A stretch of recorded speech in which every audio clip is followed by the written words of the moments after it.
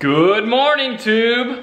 We got another Cooking with Chris. Today I'm cooking quiche. It's like a breakfast casserole quiche thing. I put it on my Instagram a few weeks ago and there was a lot of people that asked for a recipe and it's really easy, so thought I'd make a quick video to show you how it's done.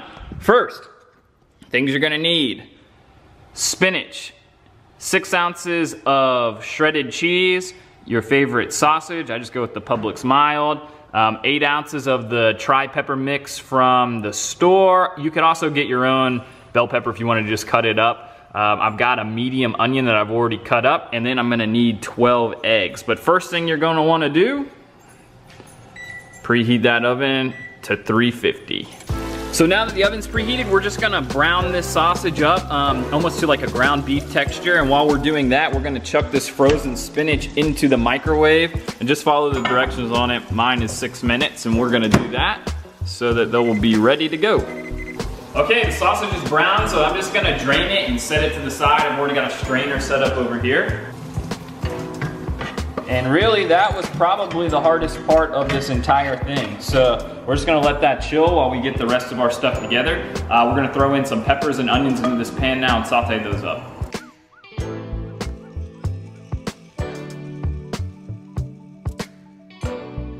So these are pretty much done. I just wanted to soften them up a little bit. Before I pull them out, I'm just gonna hit them with a little bit of salt and a little bit of pepper. And then mix it up one more time here.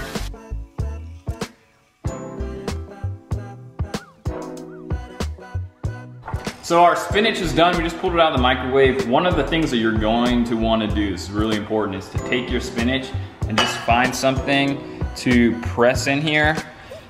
You know, if you're using fresh spinach, this isn't such a big deal, but the frozen spinach, I mean, it's got tons of water.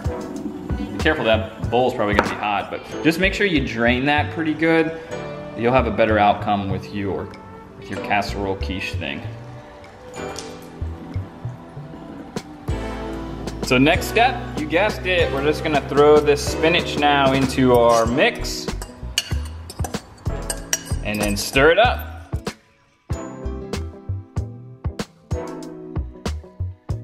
So now I've got everything mixed up pretty good. I'm gonna add the cheese in while it's still a little hot. I like to do it this way just because I feel like it melts a little bit more evenly because all this stuff is still pretty hot.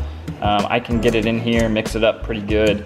And then when I add it to the bowl, I don't have just chunks of spinach or chunks of cheese. So I just like to do it this way. I'm sure there's 100 different ways to do it, but like, see that? That's already chunked up. I can kind of move that around here a little bit better. So we're gonna add all that in. We're almost done. So we've got our mixture pretty well mixed up here. It is cooling down just a little bit. While it's doing that, we're just gonna crack 12 eggs into here and mix them up good.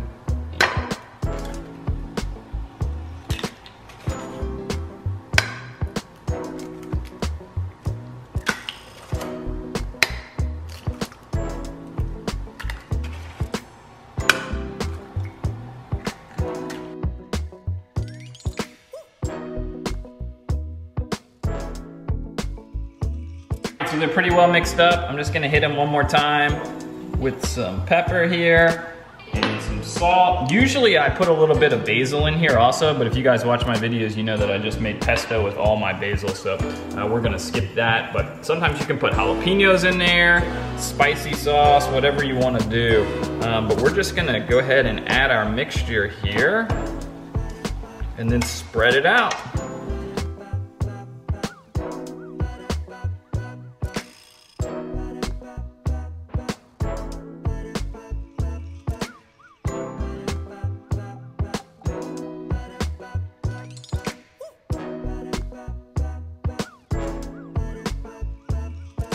That's it. We're gonna bake this bad boy at 350 for 50 minutes, and we're gonna see how deliciously easy that was.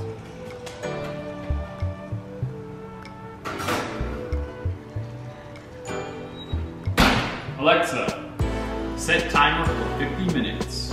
Okay guys, this is something I don't normally do, but I know that keto diets are really popular right now, and I think that this is a really good recipe for keto or for people doing keto. So I just wanted to outline kind of what we've put into this casserole and then give you a breakdown on what I think the serving nutritional value looks like. I cut my casserole into eighths, so I've used that as the example here, but you can feel free to cut yours however you want. I totaled out the calories for eggs, for the sausage we use, the cheese, the peppers and the onion, and the spinach, and I actually went the exact weight of what we put in here. So this is exactly tailored to the casserole that I used. But you can see that the total casserole comes out to 3,269 calories, and the total fat is 234 grams of fat and 211 grams of protein and only 51.5 carbs. So when I cut it into 8 servings, that means that the serving size that I will eat will be 408 calories, 29.25 grams of fat, 26.4 grams of protein, and only 6.4 carbs. And actually 2 of those carbs are fiber. So if you're doing, calculating net carbs, you can have a pretty hefty portion of this 408 calorie meal, and only 4.4 of them are carbs. And it's really filling and it's delicious. So I just wanted to point that out because, like I said, I know keto diets are very popular right now. And this is absolutely something that if I was running on that diet, I would add to my breakfast pretty regularly. So just wanted to point that out. Hopefully it's helpful.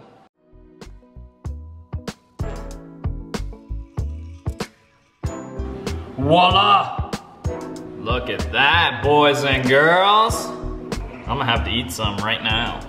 I'm gonna have to cut it up. So I cut mine into 8 equal slices. So basically just cut it down the middle and then cut that one in the middle too. And same thing for the other side. And then down the middle, long ways, except for that wasn't a very even cut, but that's all right. But I'm gonna start with a big old portion of this bad boy.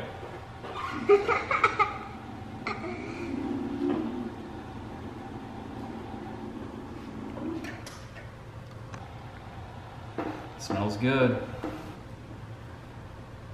Mmm. So good. So hot. There you have it, folks. Easy, super easy. Great for making like Christmas morning or something. You could probably whip it all up, put it in the fridge the night before, and then bake it in the morning. But so good, one of my favorites. Hope you guys give it a try. Let me know if you have any other creative ideas that can make it better.